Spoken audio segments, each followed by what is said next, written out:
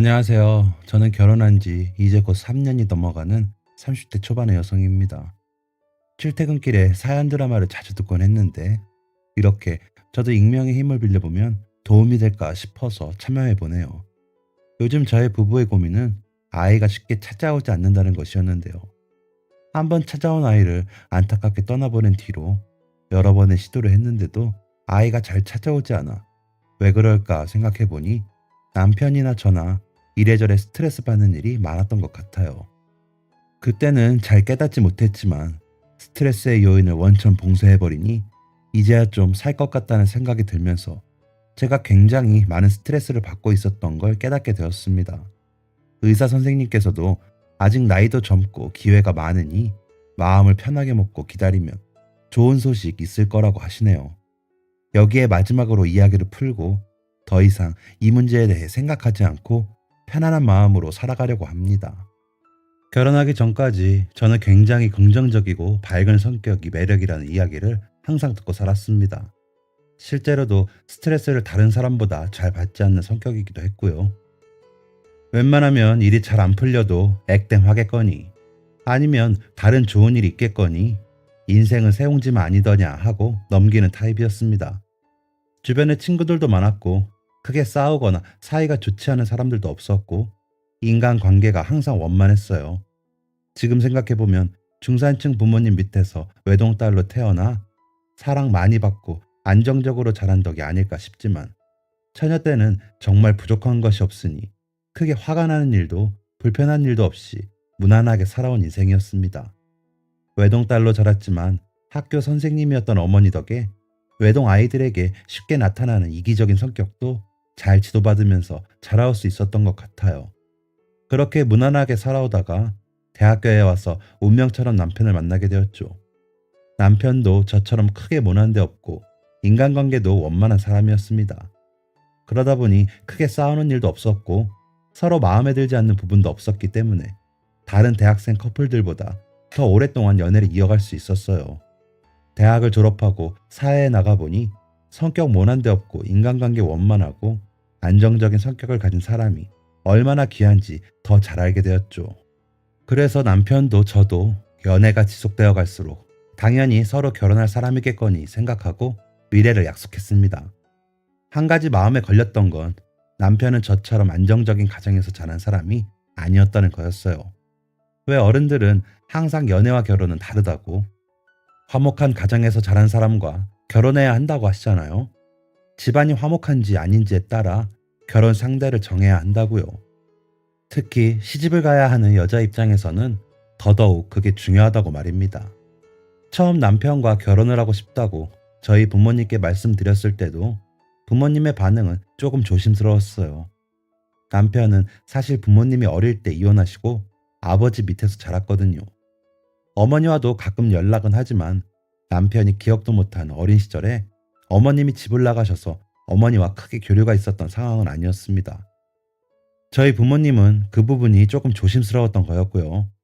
하지만 요즘 한부모 가정이 그렇게 흠잡힐 부분도 아니고 부모님도 제가 연애할 때부터 남편과 워낙 자주 만나시기도 해서 남편이 어떤 사람인지 잘 알고 계셨기 때문에 큰 반대 없이 결혼을 진행하게 되었습니다. 부모님의 허락에는 아무래도 아버님의 인품이 큰 공헌을 했어요. 오히려 아버님이 먼저 이혼하신 부분을 언급하시며 부모님을 안심시키더군요. 제가 윤석이 어릴 때 이혼을 해서 장가 보낼 때 흠이 될까 걱정을 많이 했습니다. 그래도 목숨 걸고 윤석이 이놈 잘 키우려고 노력했으니 많이 모자라겠지만 예쁘게 봐주시면 감사하겠습니다. 그리고 둘 다 일을 하다 보니까 저희 집 먼저 왔다가 사돈 뵈러 가면 예은이가 너무 늦고 힘들까 제가 염려가 많이 되더라고요. 예은이가 외동이라 사돈께서 많이 기다리실 텐데 저희 집이 제사도 안 지내서 일찍 올 필요가 없으니 예은이도 사돈도 괜찮으시다면 사돈을 먼저 뵙고 저희를 나중에 보는 걸로 하는 게 어떻습니까? 사실 명절 방문하는 부분까지 생각지도 못하고 있었는데 그렇게 말씀해 주셔서 너무 감사한 마음이 들었어요. 생각해보면 통상적으로 시댁 먼저 방문하고 친정으로 가잖아요. 안 그래도 제가 외동딸이라 그런지 부모님이 제가 시집을 간다고 하니 적적해 하시는 게 마음에 쓰였는데 이런 부분까지 저를 생각해 주신 아버님 덕분에 부모님도 크게 안심한 모양이셨어요.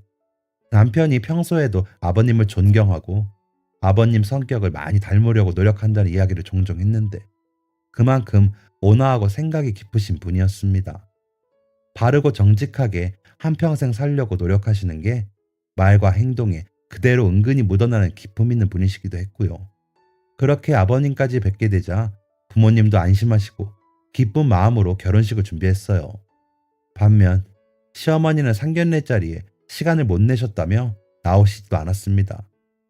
남편은 자라면서 엄마에 대한 기억이 거의 없었기 때문에 연락이 닿은 지금은 상견례나 결혼식이나마 참석해 주길 은근히 바란 눈치였어요. 하지만 비교적 근처에 사는 저희 부모님과 아버님에 비해 너무 멀리 사시는 분이라 시간을 못 내신 것 같더군요. 여기까지는 남편도 섭섭하지만 어쩔 수 없다는 식으로 넘어갔습니다. 그런데 결혼식까지 시간을 안 내려고 하시는 건 좀 이해가 되지 않았어요.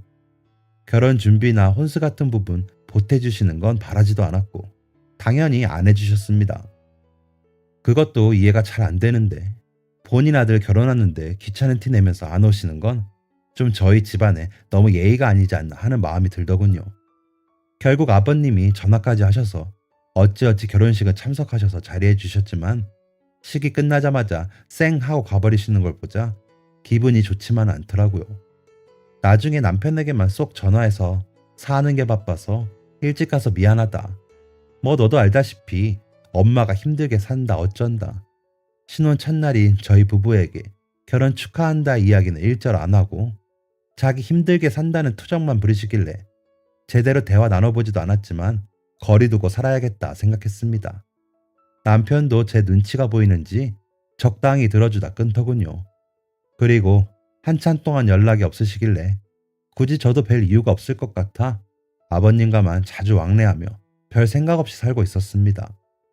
그러다 결혼하고 첫 명절을 맞게 되었어요. 저희는 이미 상견례 때 이야기 다 되었던 만큼 친정으로 먼저 이동해서 명절 전날과 당일 오후까지 친정 부모님과 함께 시간을 보내고 당일 저녁쯤에 아버님 댁으로 이동할 계획이었어요. 지방에 계신 시어머니 댁에는 남편이 결혼 전에도 간 적이 없고 항상 아버님 댁만 들렀다가 시어머니께는 따로 문자나 전화를 드렸다고 하더군요. 굳이 저와 결혼하기 전에도 명절 때 안 뵀던 분인데 결혼했다고 대뜸 찾아가는 것도 좀 오버하는 것 같고 결혼식 날도 시간 내시기 힘드셨다는데 말없이 찾아뵙는 것도 예의가 아닌 것 같아서 미리 상견례 때 얘기한 대로 저희 집 갔다가 아버님 뵈러 가기로 했죠. 솔직하게 말씀드리면 결혼식 때도 저를 본 척만 척 하신 데다가 결혼한 후에도 아무 연락 없으시길래 저도 시어머니를 제 가족이라 생각하지 않고 남편의 이혼한 어머니라고만 생각하고 살기로 다짐한 상태였어요. 어차피 앞으로도 만날 일 없을 건데 그게 마음 편하잖아요. 그래도 남편이 명절 때 시어머니께 전화나 문자 드렸다고 하니 저도 예의상 문자나 따로 드려야겠다 생각했습니다. 그래서 친정으로 가는 길에 남편에게 시어머니 번호를 받아 따로 문자를 보내드렸죠. 어머님 안녕하세요. 저 며느리 이혜은입니다. 명절 잘 보내시고 올해도 건강하고 좋은 일만 있으시길 바랍니다. 다음에 시간이 되신다면 꼭 한번 얼굴 뵙고 식사라도 한번 하면 좋을 것 같아요. 이런 식으로 문자 드렸던 것 같아요. 남편도 똑같이 비슷한 내용으로 명절 잘 보내시고 다음에 셋이서 식사라도 한번 하자고 문자 드렸고 아무 생각 없이 친정으로 향했습니다. 그런데 문자를 보내고 얼마 되지 않았는데 갑자기 핸드폰이 울려서 봤더니 어머님이 전화를 하셨더라고요. 남편 문자에는 그간 답장도 안 하시거나 단답으로 그래 정도만 보내셨다고 했는데 제가 그래도 며느리라서 전화 주신 줄 알고 조금 기뻤습니다. 남편도 의외라는 표정으로 되게 감동받은 것 같더라고요. 남편이 평소에 전혀 내색은 안 했어도 못 받았던 엄마 사랑을 지금이라도 받고 싶어하는 눈치가 보였거든요. 그래서 저도 기쁜 마음으로 전화를 받았어요. 그런데 전화를 받은 어머님은 제가 생각했던 것과 전혀 다른 마음으로 전화를 하신 것 같았습니다. 여보세요? 응, 그래 너희 출발했니? 다짜고짜 출발했냐고 물으시는 게 좀 이상했지만 뭐 아버님께 따로 들으신 부분이 있을 수도 있으니 그땐 좀 대수롭지 않게 생각했어요. 아니면 뭐 명절에 각자 집에서 인사드리는 게 당연한 거니까 출발했냐 여쭤보는 게 안부 인사처럼 느껴질 수도 있으니까요. 그래서 아무렇지 않게 대답했죠. 네, 저희 방금 출발했어요. 잘 지내세요, 어머님? 그래, 그럼 언제 도착하니? 내일 아침이 그래도 명절 당일이니까 너무 늦으면 좀 그래서 더 일찍 오면 좋겠거니 했는데 이제 출발하면 한참 늦잖니? 그때부터 뭔가 좀 이상한 느낌이 들기 시작하더군요. 저희 친정은 멀어봤자 경기도라서 1시간 내외로 도착할 수 있는데 말입니다. 네? 어머니, 저희 1시간 안으로 도착할 것 같아요. 저희 친정집 말씀하시는 거죠? 그러자 어머님이 순간 아무 대답을 안 하시더라고요. 그러더니 되게 실망하신 목소리로 이렇게 말씀하셨습니다. 아, 요즘은 친정집을 먼저 가니? 세상 좋아졌네. 나는 나 혼자 사니까 당연히 우리 집에 올 줄 알았는데 명절을 나 혼자 보내라고 너희들끼리 쏙 빠져서 친정집이랑 윤석이 애비만 보고 그러는 거니? 좀 섭섭하구나. 목소리가 좀 커서 수화기 밖으로 소리가 나간 모양인지 남편도 당황한 표정으로 저를 쳐다보더라고요. 저도 너무 당황스러워서 어떻게 해야 될지를 모르고 남편만 쳐다보고 있었습니다. 분명 상견례 때 친정집 갔다가 아버님 뵈러 가기로 말씀드렸고 남편도 결혼 전에 방문한 적 없다는 시어머니 댁에 남편이 아니라 한마디 말조차 안 해본 저에게 전화해서 섭섭하다 말씀하시는 것도 솔직히 어른께 죄송한 말이지만 좀 어이가 없었습니다. 남편은 시어머니가 어느 지역 사시는지만 알고 주소가 어딘지 어느 동네 사시는지도 모를 정도로 교류가 없었어요. 시어머니도 당연히 남편이 그간 어디 사는지 모르시고요. 시어머니 대접을 받고 싶으셨으면 먼저 저를 가족이라고 생각해 주시거나 100번 양보해서 적어도 명절 며칠 전이라도 미리 연락 주셔야 하는 거 아닌가요? 남편이 운전 중이라 전화를 바꿔받기가 좀 그래서 그냥 제가 대충 대답했어요. 어머니, 좀 당황스럽네요. 저희 상견례 할 때 아버님이 친정 먼저 다녀오라고 먼저 말씀해 주셨고 그러기로 했어요. 그 자리에 안 계셔서 어머님 의견 못 여쭤본 건 죄송한데 아버님이 그러시길래 저희는 두 분 합의가 된 줄 알고 안 여쭤봤어요. 그런데 윤석 씨한테 듣기로는 윤석 씨가 결혼 전에도 한 번도 찾아뵌 적이 없고 따로 만난 적도 없다고 하던데 결혼을 해서 당연히 매번 찾아뵈야 한다고 생각하시는 건 좀 이해가 안 되네요. 제가 인사드리는 게 맞는 부분일 수도 있지만 그러면 적어도 명절 며칠 전에 이야기를 해주셨다면 일정을 조율했을 텐데 저희가 아무 소식을 못 들어서요. 윤석 씨랑 좀 더 얘기해보고 다시 전화 드릴게요. 그렇게 말하자 뭐라 말씀하시려는 것 같은데 솔직히 대화가 안 통할 것 같아서 남편이랑 얘기해보겠다고 말하고 전화를 끊었습니다. 전화를 끊자마자 남편에게 너무 당황스럽다고 말했네요. 한 번도 제 얼굴 제대로 본 적도 없고 대화한 적도 없으면서 다짜고짜 찾아왔어야지 섭섭하다고 하는 건 좀 아니지 않냐고. 남편도 굉장히 당황스러워하다가 결국 졸음 쉼터 같은 갓길에 차를 세워서 시어머니께 전화를 걸었습니다. 여보세요? 어머니, 예, 저 윤석인데요. 이번 명절에도 연락 없으시길래 당연히 이번에도 바쁘신 줄 알았죠. 말씀 없으시길래 저희도 안 찾아뵙는 게 나을까 해서 평소처럼 문자만 드린 거예요. 다음 명절에는 미리 말씀해 보시면 저희도 스케줄 한번 보고 조정해 볼게요. 그리고 하실 말씀 있으시면 예은이한테 말씀하시지 말고 저한테 말씀해 주시면 좋겠어요. 남편이 이렇게 말하자 시어머님이 또 아까 저한테 했던 것처럼 세상 실망하고 상처받은 목소리로 혼자 명절을 보내기가 싫다나 뭐라나 울먹이시면서 어떻게든 내려오길 바라는 눈치였지만 이미 명절이 시작되어 버렸고 시간이 안 될 것 같아서 제가 칼같이 안 된다고 했어요. 남편은 시어머니가 외롭다 하니 마음이 엄청 흔들리는 것 같아 보이더라고요. 그런데 이미 친정집에 먼저 가기로 되어 있고 저희 부모님 기다리시고 계신데 시어머님 뵙고 오면 저희 집에서도 오래 못 있고 아버님은 아예 못 뵐 것 같아서 저는 절대 갈 생각이 없었어요. 솔직히 남편이 시어머니 징징거림에 휘둘리는 것도 좀 짜증이 났습니다. 누가 봐도 시어머니가 자기 편할 대로 막무가내로 하려고 남편에게 엄마가 어쩌고 저쩌고 이런 얘기 하는데 그게 너무 비겁하고 열받잖아요. 남편 인생에서 엄마 역할 해줬던 적도 없으면서 자기 불리할 때만 엄마가 어쩌고 저쩌고 너무 이기적이고 비겁하다는 생각이 들었습니다. 남편에게 너 키워준 건 아버님 뿐이라고 아버님에게 잘해주는 게 효도라고 얘기하니까 남편도 어느 정도 마음 정리가 되는 것 같더군요. 그 명절 그렇게 넘어가고 그 다음 명절에도 역시나 시어머니가 아무 연락도 없길래 저도 그냥 명절 문자도 안 보내고 아버님만 뵀네요. 그렇게 지내다가 제가 임신을 하게 되었습니다. 계획 임신은 아니었지만 아이가 있으면 좋을 것 같다는 생각을 종종 하기 시작했을 때라 정말 뛸 듯이 기뻤습니다. 남편도 아버님도 너무너무 기뻐하시면서 저를 공주처럼 대해주시기 시작했습니다. 초기에는 임신한 지 얼마 되지 않아 별로 임신한 게 실감나지도 않는데 저 기분 좋으라고 공주 대접 해주시는 것 같아 머쓱하기까지 했는데요. 시간이 흐르면서 입덧을 시작하게 되자 정말 남편의 도움 없이는 아무것도 할 수 없는 처지에 이르렀습니다. 일단 당장 일을 그만둘 수도 없어 회사는 출근해야 했는데 탕비실에서 커피 냄새만 맡아도 속에서 구역질이 나기 시작할 정도로 입덧이 심했어요.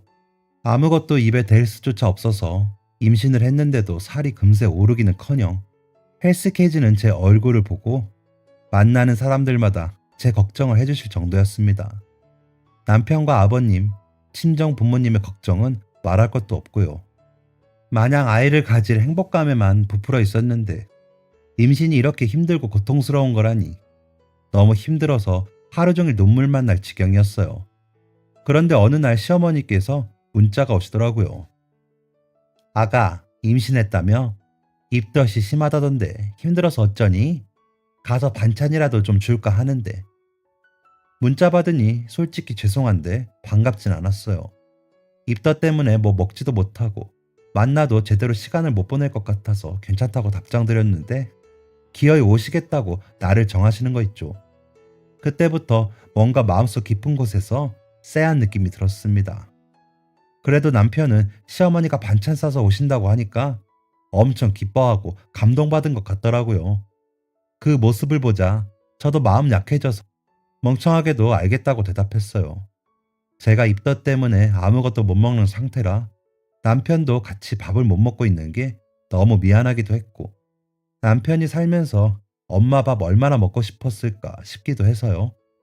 지금 생각하면 바보 멍청이가 따로 없죠. 그래도 제가 입덧이 너무 심하니 남편이 어머니와 근처 식당 가서 밥 먹고 오겠다고 하더라고요.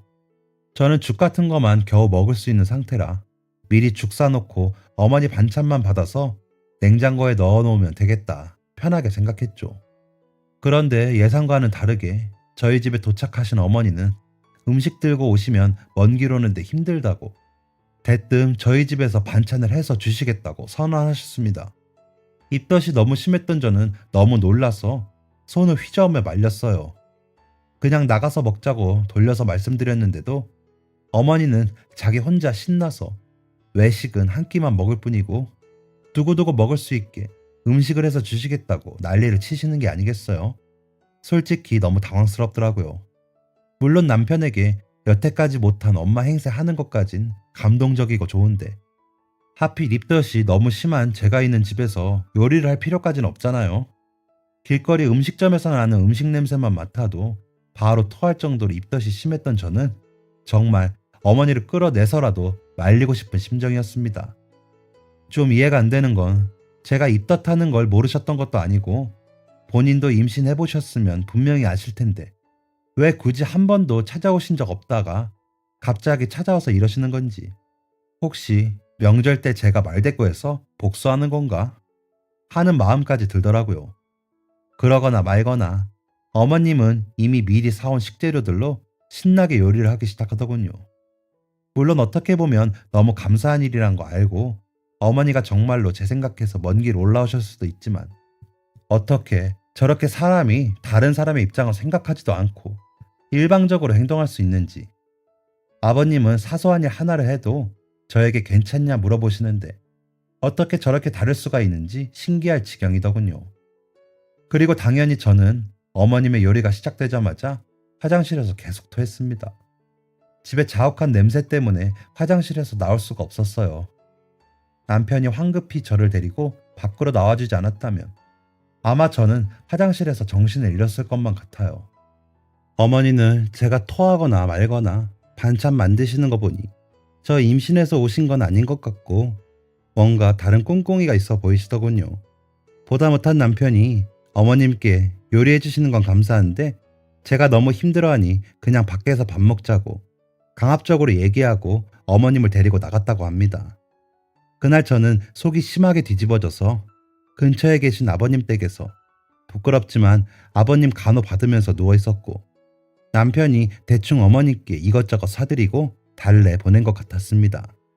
그날 밤을 아버님 댁에서 보내고 집에 돌아가 보니 집안이 그야말로 하다만 요리들과 식재료들로 난장판이 되어 있더군요. 요리를 평생 안 하시는 건지 아니면 일부러 그러신 건지 여기저기 펼쳐진 식재료들과 바닥에 떨어진 야채 껍질들, 가스레인지와 싱크대엔 온통 이상한 국물들이 뚝뚝 떨어져 있고 기름도 눌러붙어 있고 설거지도 전혀 하지 않은 모습에 와 진짜 너무한 거 아니냐는 생각이 들면서 남편이고 뭐고 꼴보기가 싫더라고요. 진짜 너무 화가 나서 너네 엄마 왜 저러냐고 남편에게 따졌어요. 남편도 집 꼴을 보고 기가 질린 것 같더라고요. 그나마 만들고 간 반찬은 고춧가루가 잔뜩 들어가고 딱 봐도 짜 보이는 것들만 가득해서 임산부인 저는 입에도 못 댈 것 같은 음식들이었어요. 그래서 그냥 까놓고 말했습니다. 어머니랑 나가서 뭐 먹었고 용돈은 얼마 받아가셨냐고 물었더니 한우 먹었고 용돈은 장봐 오신 식재료값까지 받아갔다고 하네요. 어이가 없어서 너네 엄마 너 아들로 생각 안 하는 것 같다고 쏘아붙였습니다. 잘 생각해보라고 차갑게 말하고는 방에 들어가 버렸네요.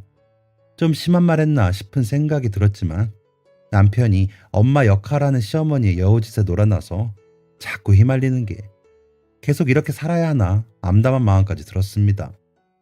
그 일 때문은 아니겠지만 저는 얼마 지나지 않아 유산을 하게 되었습니다. 처음 병원에 갔을 때부터 유산기가 좀 있다고 조심하라고 했는데 입덧도 너무 심하고 아무것도 못 먹고 지내다 보니 버티기가 많이 힘들었던 모양이에요. 입덧이 너무 심해서 한 달 가까이 먹은 것도 없는데 토하기만 했으니 아이가 버티지 못한 것도 어찌 보면 당연한 일이었을지도 모릅니다. 아이를 생각했다면 토하든 말든 더 열심히 먹어야 했지 않을까 후회가 많이 들더군요. 결혼하고 처음으로 찾아온 아이라 몇 달 품지 못했어도 애착이 많았는데 엄마가 되어서 몸 관리를 제대로 하지 못했다는 자책감에 한참 동안 울었습니다. 남편도 아버님도 아이를 많이 기대하신 것 같았지만 내색하지 않고 제 걱정부터 먼저 하시더라고요. 아이는 또 찾아올 거라고 상한 몸부터 추스를 하는 아버님의 말씀에 또 바보처럼 눈물만 뚝뚝 흘렸습니다. 아버님은 말로만 끝나는 게 아니라 정말로 저에게 회사를 당분간 병가를 내고라도 한방병원에 들어가서 몸조리를 할 것을 권유했어요. 아버님 볼 낯이 없어 괜찮다고 몇 번을 한사코 거절했지만 아버님은 고집을 굽히지 않으셨습니다. 다음에 찾아올 아기를 위해서라도 몸을 되돌려 놓는 게 좋은 일이라며 직접 괜찮다는 한방병원을 수소문하시고 치료비를 내주시며 저를 입원시키셨어요. 본인도 실망하셨을 텐데 매번 병문안을 오셔서 제 쓰라린 마음을 달래주시느라 애쓰신 아버님께 참 많이 죄송하고 감사해서 평생 이 은혜를 갚으며 살아야겠다. 남편과 이야기를 많이 했죠. 그런데 퇴원을 며칠 앞둔 어느 날 밤이었어요. 입원을 며칠 하다 보니 몸도 좀 괜찮아졌고 침대에 누워있기만 하면 더 회복이 더뎌질까 싶어 저녁에 바람 선선할 때 병원 내부와 옥상을 30분 정도 산책하고 오곤 했는데요. 원래는 남편이 퇴근해서 오면 같이 산책을 가곤 했는데 그날따라 전화를 받으러 간 남편이 시간이 한참 지나도록 오지를 않아 남편도 찾아 나설 겸 혼자 병실을 나섰습니다. 병원 옥상에 도착하니 남편이 아직 전화를 하고 있더군요. 거래처 전화인 것 같아서 멀리서나마 지켜보려고 조금 다가갔는데 남편이 무척이나 화난 표정을 짓고 소리를 지르고 있었습니다. 어머니, 그만 좀 하세요. 아버지랑 다 얘기한 거예요. 저희 일 저희가 알아서 하고요. 어머니 저번에 오셨을 때도 솔직히 많이 힘들었어요. 챙겨주시는 척 하시는데 사실 돈 필요해서 그러신 거잖아요.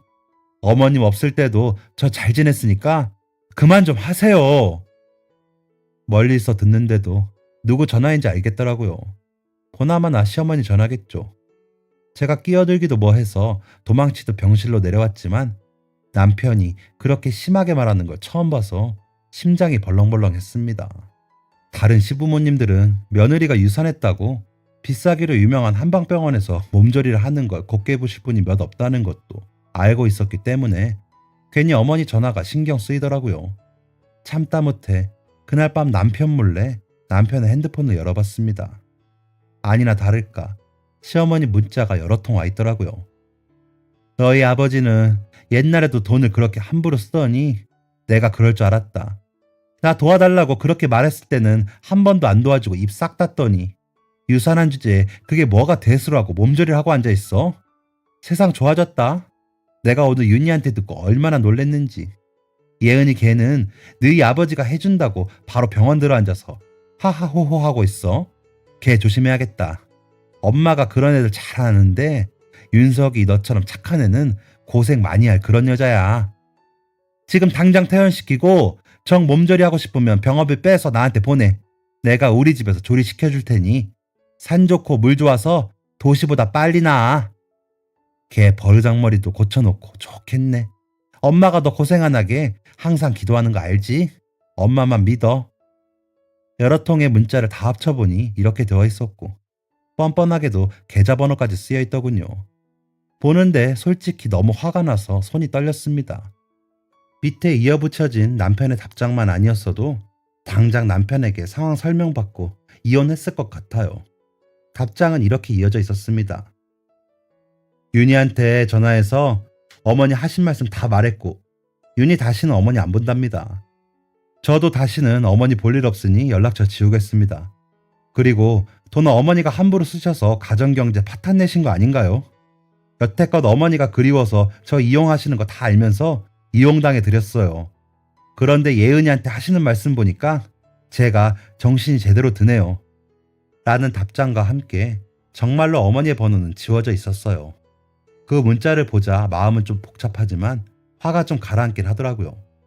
하지만 시모랑 계속 이렇게라도 연락을 이어갈 건지 말 건지 확실하게 들어야 결혼 생활을 이어갈 수 있을 것 같았어요.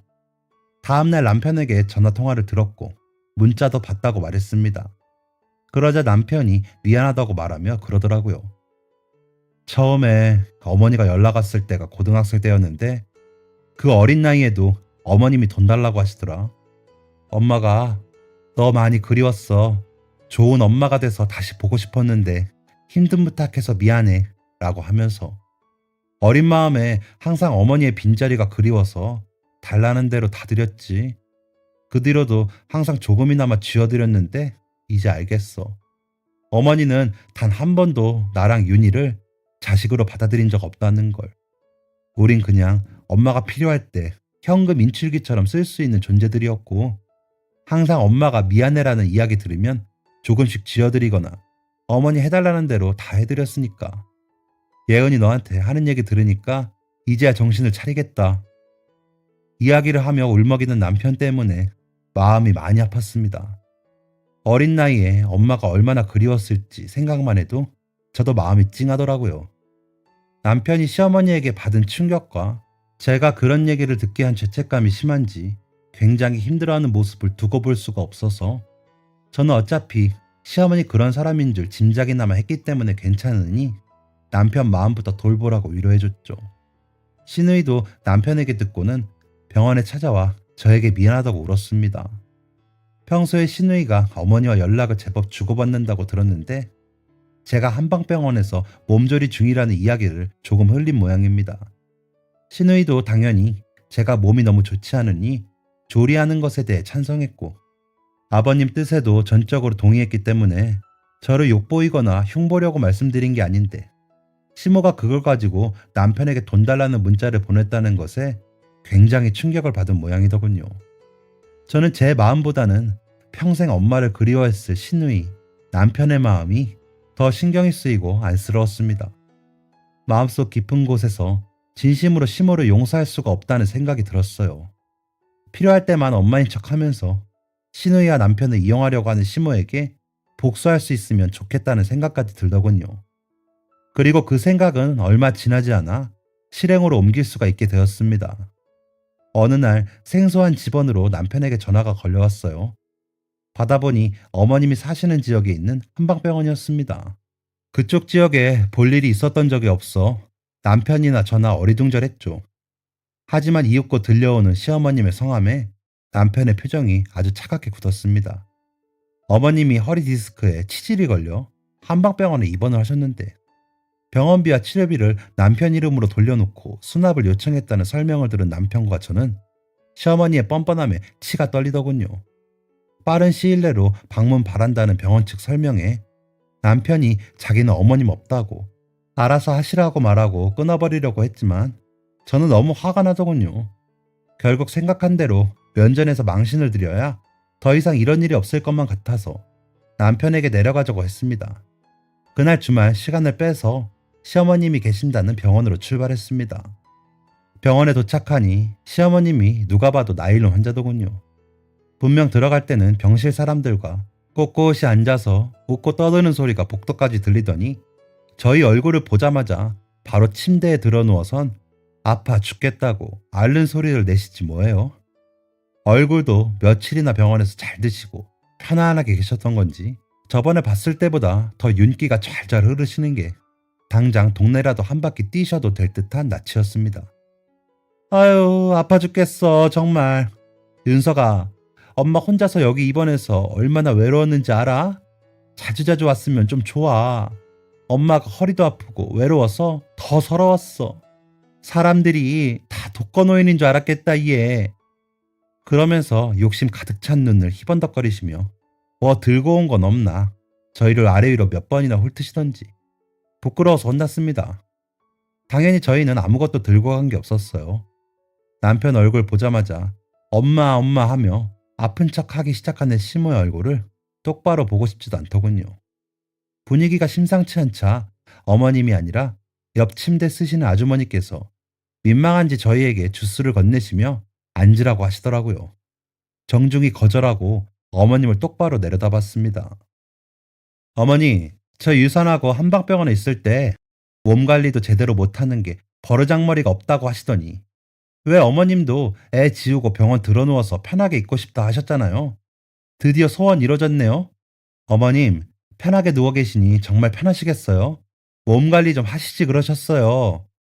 그러자 어머님이 얼굴이 불그락 푸르락 하시면서 다쳤다는 허리를 부여잡고 몸을 일으켜 제 머리채를 휘어잡으려고 하시는 게 아니겠어요? 침을 튀기면서 오만 욕을 다 하는데 정말 상종하고 싶지도 않았습니다. 제일 어이없었던 건 어머님의 적반하장 태도였어요.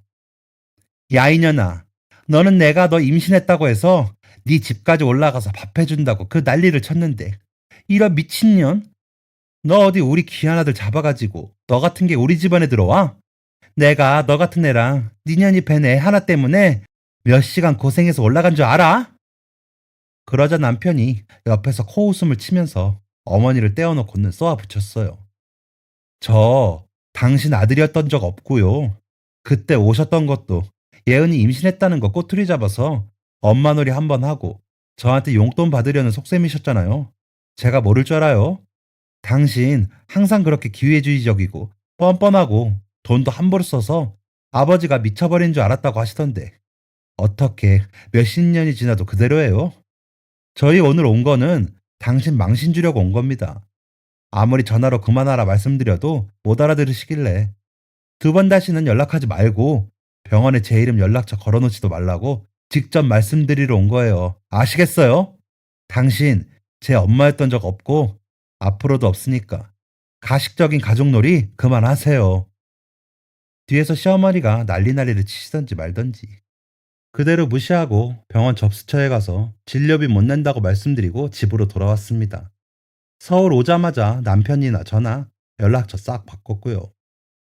그날 남편과 집에 와서 누웠는데 남편이 그러더라고요.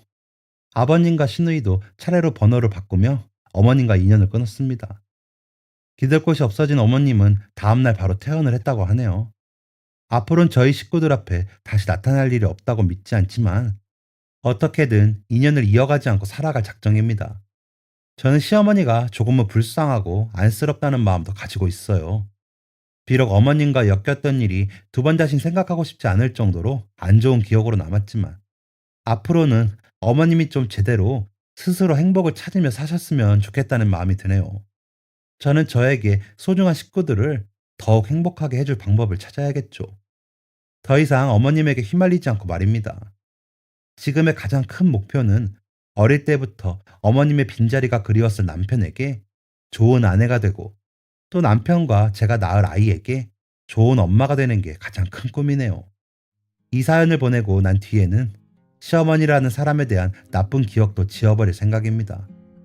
좋은 엄마, 좋은 아내가 되려면 좋은 생각을 하고 사는 게 좋을 것 같다는 생각이 들어서요. 앞으로는 이전 기억은 지우고 다시 긍정적인 제 자신으로 돌아가려고 노력합니다. 지금까지 사연 들어주셔서 감사합니다. 사연이 재밌으셨다면 구독과 좋아요를 눌러주세요. 감사합니다. 안녕히 계세요.